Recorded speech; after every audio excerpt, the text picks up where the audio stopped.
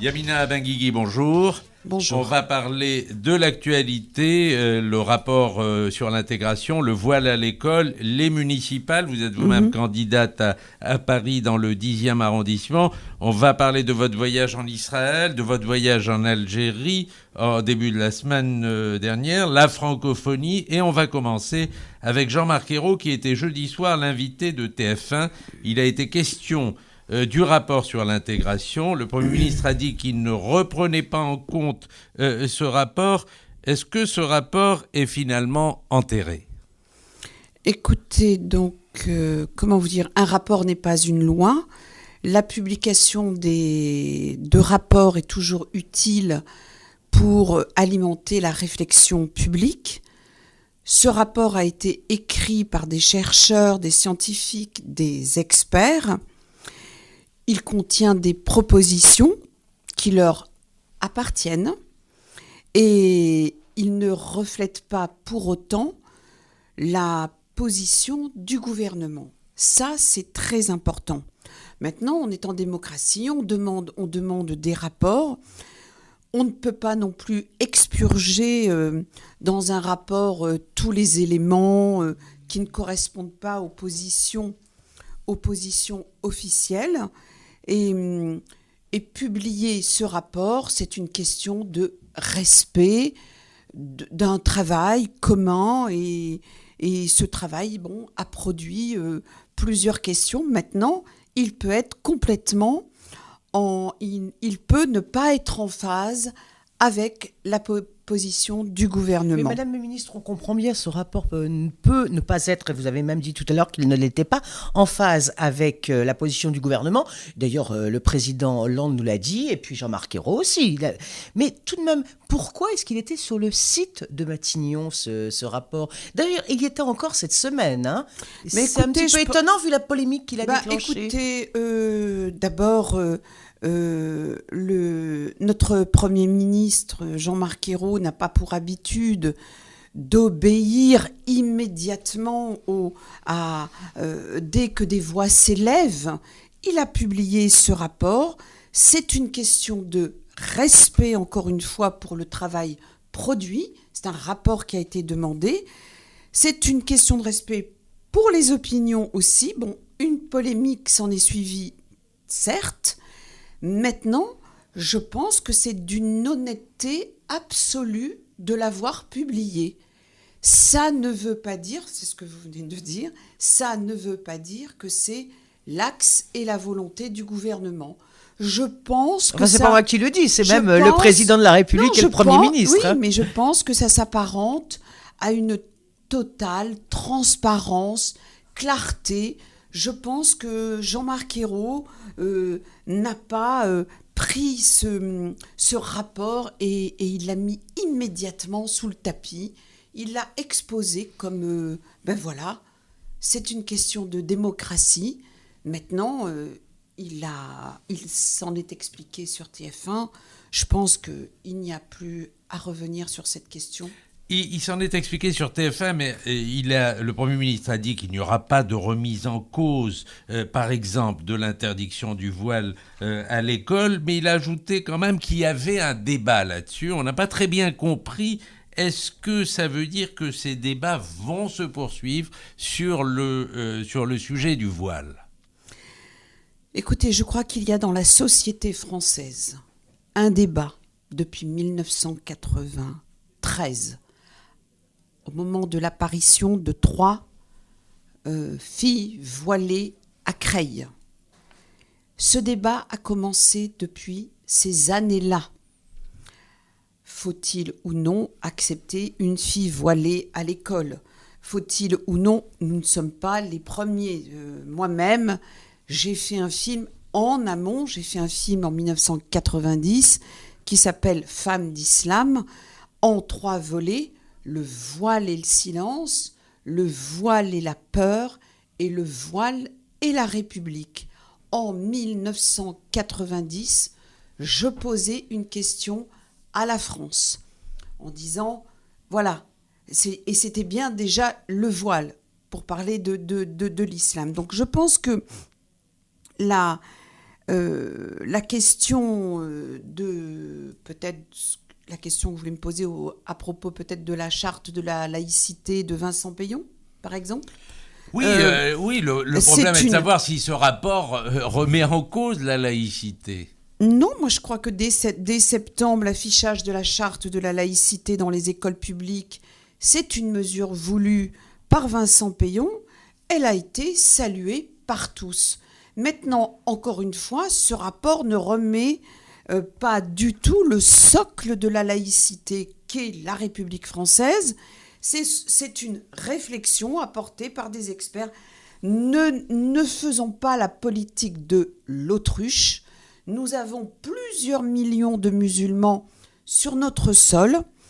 Ils ont une histoire avec le Maghreb et non pas avec le Moyen-Orient. Le nombre de filles voilées qui montent et qui crient et qui portent cette question haut et fort, la plupart sont des convertis. Ça, vous le savez aussi.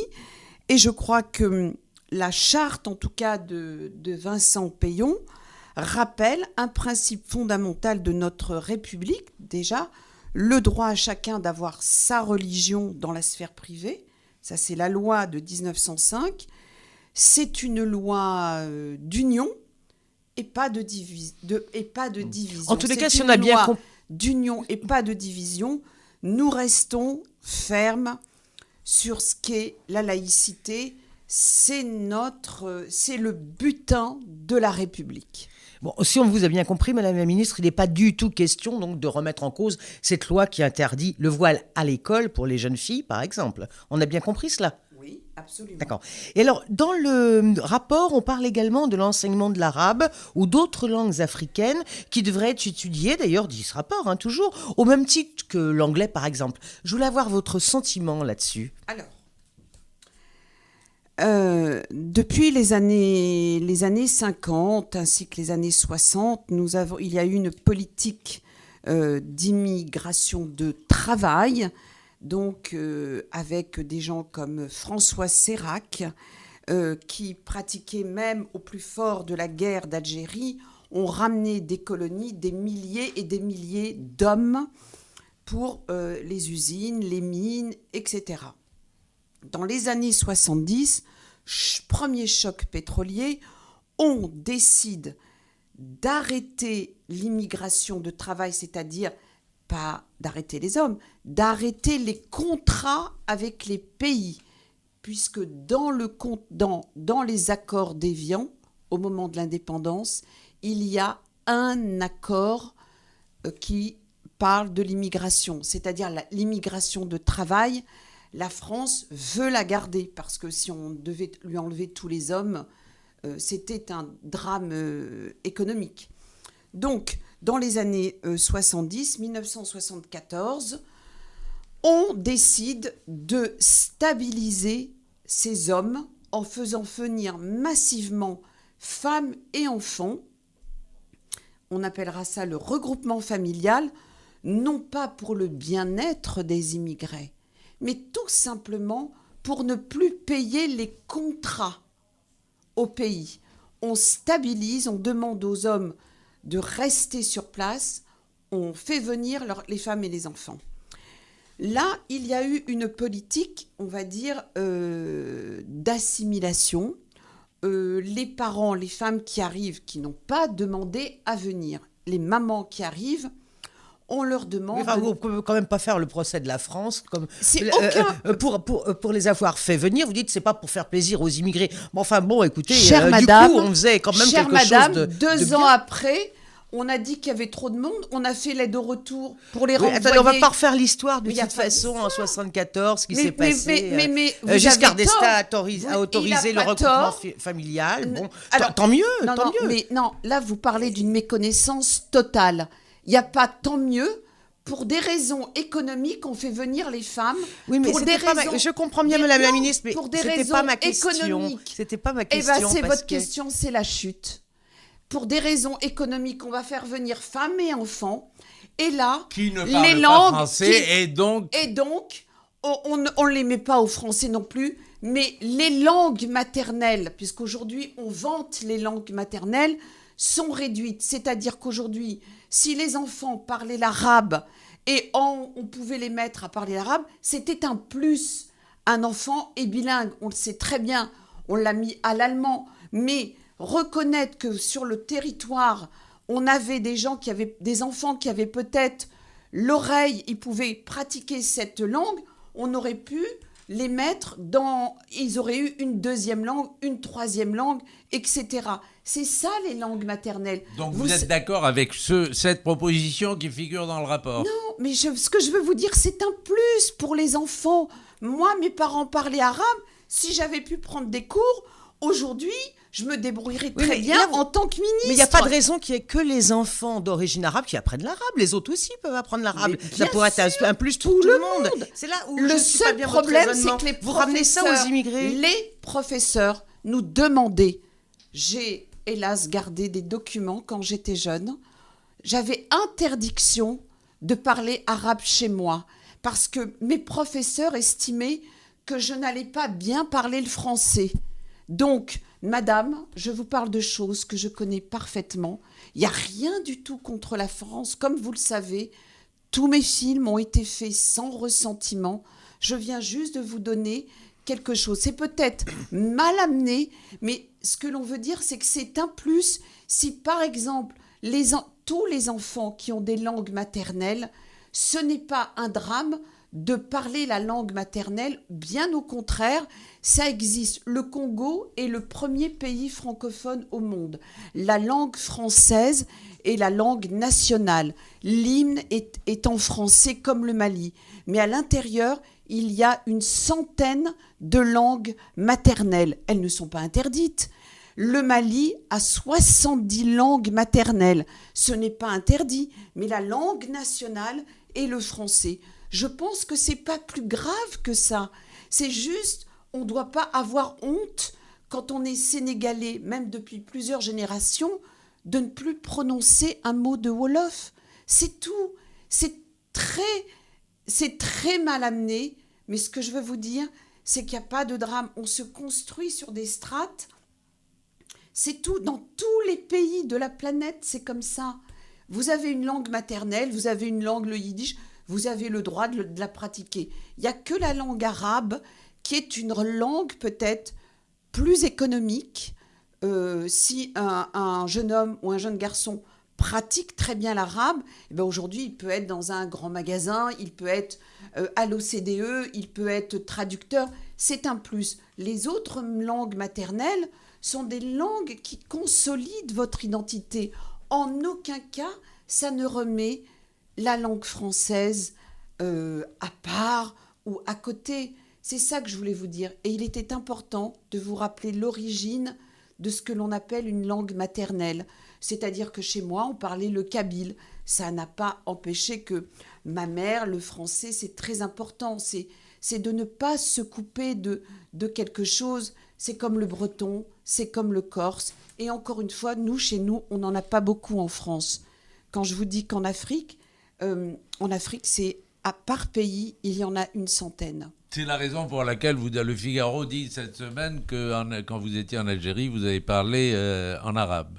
Non, j'ai dit en arabe, puisque nous sommes... Et si je savais parler le Wolof, et si je savais parler l'uruguayen, j'adorerais pouvoir à chaque fois les remercier de nous inviter.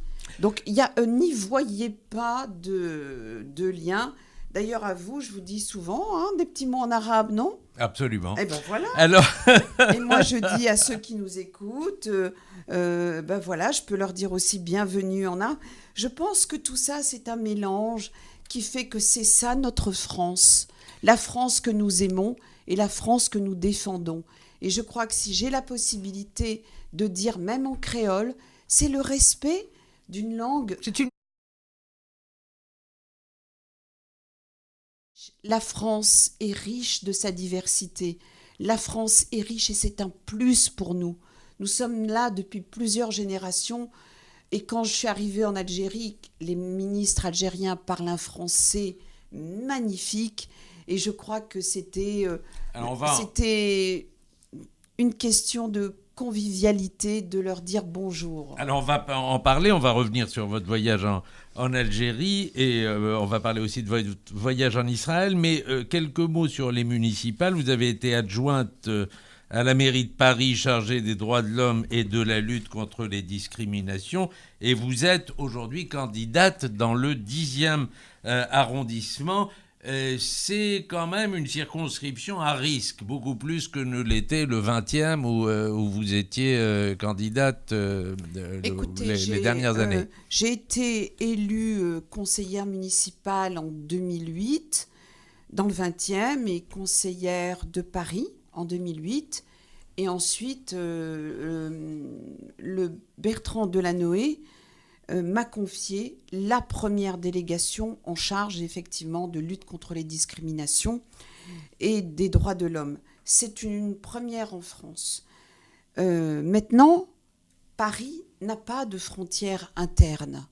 Paris, moi j'estime que nous devons bouger d'arrondissement en arrondissement. C'est une grande ville et le 10e est un nouveau challenge. C'est une mission que je vais poursuivre avec Rémi Féraud, aux côtés d'Anne Hidalgo. C'est un territoire que je connais bien, le 10e, puisque dans ma délégation en charge des luttes contre les discriminations, j'ai mis en place dans le 10e les premiers plans locaux. Donc je ne vais pas les détailler, mais c'est dans le 10e que j'ai démarré, avant même le 20e. C'est un territoire multiethnique, c'est un territoire où il y a plus d'une centaine de nationalités, il y a beaucoup de Kurdes, il y a des Kurdes très très très très parisiens, Paris est une ville un peu magique, Paris est une ville dans une ville, parce qu'on dit on vient de Paris. La plupart des Parisiens viennent d'ailleurs et ils se sont appropriés cette terre. Madame la ministre, est-ce que vous pensez que la gauche va garder Paris? Ou bien en face de Madame Hidalgo, nous avons Nathalie Kosciusko-Morizet qui elle aussi se bat pour prendre la ville. Quel est votre pronostic? Écoutez, Nathalie, Madame Morizet se bat très bien. Mais je pense que Anne Hidalgo gagnera Paris. Elle gagnera Paris parce qu'elle a une expérience incroyable. On a un bilan très positif depuis 2001. Elle a accompagné aux plus hautes fonctions Bertrand Delanoë. Elle n'est pas dans l'ombre de Bertrand Delanoë. Elle a toujours été aux côtés de Bertrand Delanoë. Bertrand Delanoë a une idée de ce que j'appelle être à hauteur d'homme. Ça, c'est ça. Vous le connaissez et vous savez que c'est sa priorité. Donc Anne Hidalgo, depuis 2001, est à ses côtés. Elle est exigeante, elle a beaucoup de convictions, elle est bienveillante, elle se bat pas depuis hier, depuis 2001. Elle n'a été sans relâche dans cette ville. Donc je pense qu'elle gagnera Paris. Et vous allez faire sa campagne? Avec grand plaisir. Alors, vous étiez en voyage en Israël avec le président Hollande. On vous a prêté à ce moment une déclaration favorable à l'entrée d'Israël dans la francophonie. Est-ce que l'option est ouverte? Alors, je ne vais pas, encore une fois, me substituer à l'Organisation internationale de la francophonie. Elle a un secrétaire général. Il y a 77 nations qui sont autour qui représentent l'espace francophone. La France en fait partie. Elle n'a pas. Et elle a une voix quand même prépondérante. La France en fait partie. Il y a plusieurs pays qui ont des voix importantes.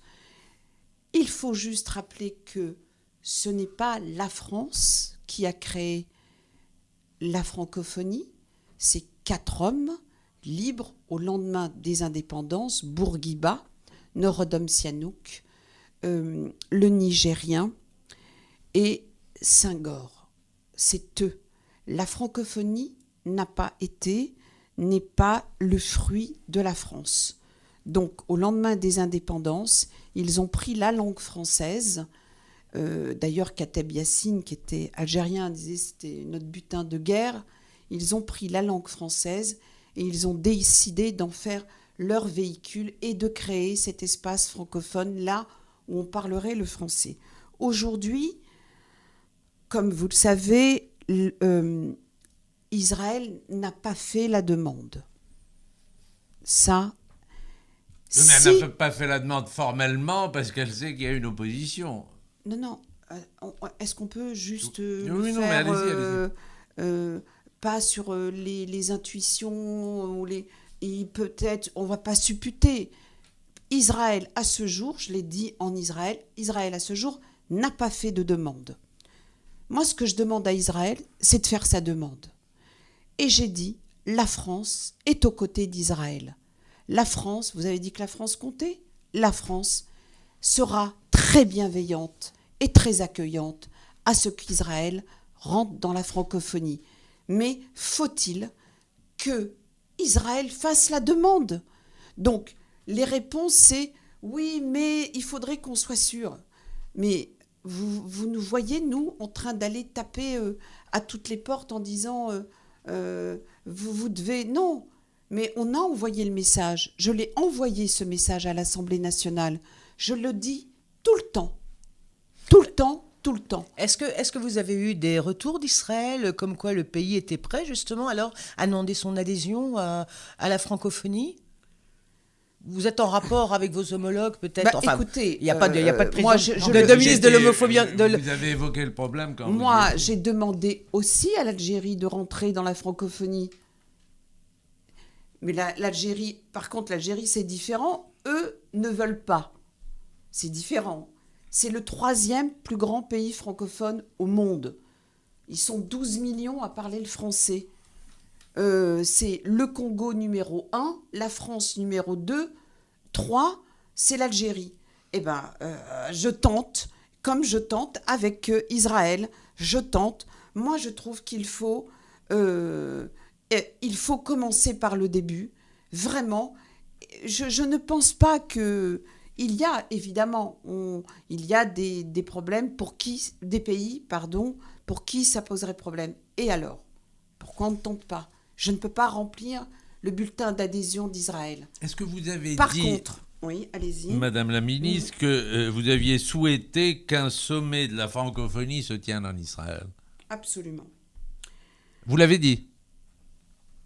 Oui, mais je vais vous le dire. Maintenant, nous avons parlé de la francophonie, de l'espace francophone et des 77 pays de ce que nous appelons l'Organisation internationale de la francophonie. Maintenant, je mets ça de côté. Je viens de vous décrire que nous étions avec joie et bienveillance, nous attendons la demande et l'adhésion.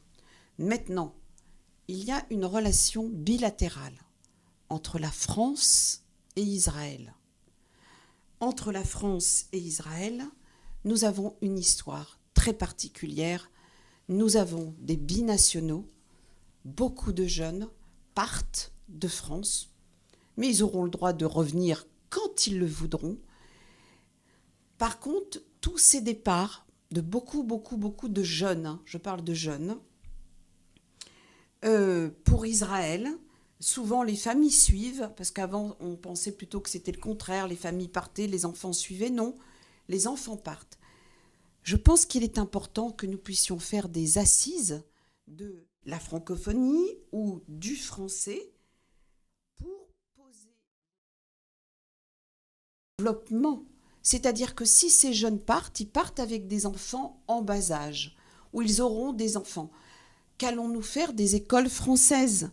Il y en a des programmes, des lycées, des instituts français. Il y a un effort important à faire des deux côtés et je pense que l'on peut organiser officiellement et dire les choses. C'est pas la peine qu'on se Moi, ces binationaux, ces jeunes Français qui font leur alia ou qui partent, ils doivent aussi avoir la possibilité de revenir s'ils en avaient envie et de faire grandir leurs enfants s'ils en ont envie. Mais ça se fera pas, ça se fera peut-être pas dans une langue que leur langue maternelle est le français. On revient aux langues maternelles. Pour eux, la langue maternelle est le français. Et je trouve que ça mérite de poser le débat sur cette francophonie-là. Alors, vous avez accompagné le Premier ministre Jean-Marc Ayrault lundi et mardi dernier en Algérie. L'objectif était de poursuivre le rapprochement opéré par François Hollande l'an dernier. Vous diriez que ce sont des relations apaisées aujourd'hui ? Avec l'Algérie, oui. Oui. Oui, parce que moi, je ne repars pas au moment de l'indépendance de l'Algérie.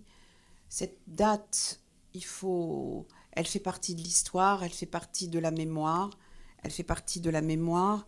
Je pense qu'il faut revenir aux années 90. L'Algérie, des années 90 à 2000, a subi ce qu'aujourd'hui de nombreux pays dans le monde subissent, c'est-à-dire le terrorisme, des extrémismes musulmans, du GIA. Il faut se rappeler ces années-là. Il y a eu 10 ans de guerre à l'intérieur de ce pays, une guerre contre le terrorisme, c'est-à-dire exactement ce qui s'est passé au Mali. C'est comment sortir non pas un pays étranger, mais bien des terroristes qui étaient là. Le nombre des victimes est énorme. Mais l'Algérie a été très, très, très seule. Aucun pays n'est venu l'aider. Je ne sais pas si vous vous souvenez, d'ailleurs, Charles Pasqua avait arrêté le vol pendant 10 ans, le vol Air France, ce qui a coupé de nombreuses familles d'ici. C'est comme aujourd'hui, si un problème avec Israël, Air France coupe ses vols. Enfin, le problème, c'était l'attentat contre un avion qui avait été détourné. C'était à partir de ce moment-là, en 94, c'est cela ? Mais les Français n'étaient pas d'accord pour cette rupture de 10 ans. Oh ben là, il y a eu des tas de voix qui se sont élevées. Mais l'Algérie a porté ça. Donc aujourd'hui, l'Algérie s'est sortie. L'Algérie aide beaucoup sur le Mali. Elle a été très présente au Mali. Elle est très présente aujourd'hui dans tous les conflits. Maintenant, je pense qu'on est dans une nouvelle ère.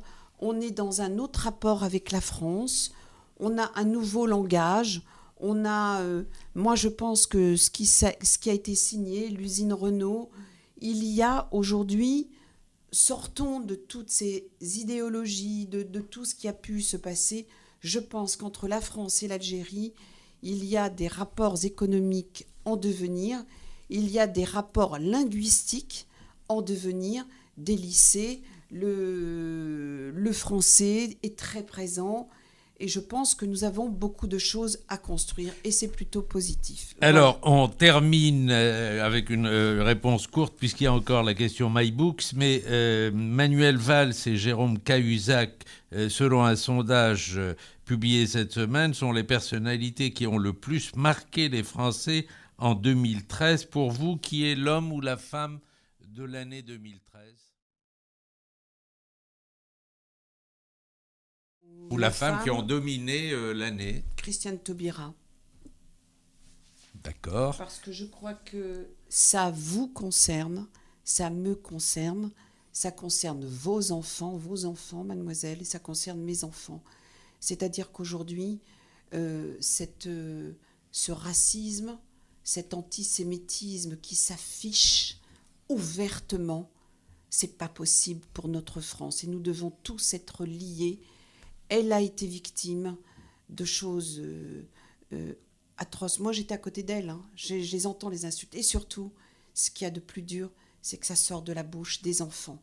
Donc, nous devons travailler sur ça avec nos enfants pour que nos enfants, lorsqu'ils deviendront adultes, c'est top. Vous venez de faire un petit signe. Non, la dernière question, c'est la question MyBook. MyBook, c'est un site d'information littéraire et en partenariat avec ce site, nous vous posons la question, quel est votre livre de chevet? Quel est le livre que vous lisez en ce moment?